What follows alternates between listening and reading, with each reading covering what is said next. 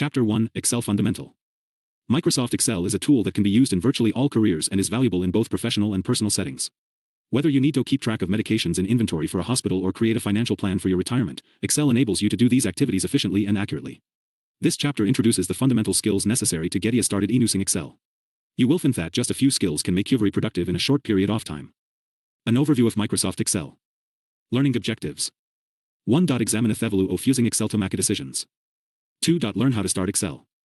3. Become familiar with Excel workbook. 4. Understand how to navigate worksheets. 5. Examine Excel ribbon. 6. Become familiar with quick access toolbar. 7. Examine the right click menu options. 8. Become familiar with the command synth file tab. 9. Learn how to save workbooks. 10. Save workbooks in Excel 97-2003 file type. 11. Examine each status bar. 12. Become familiar with the features in Excel help window.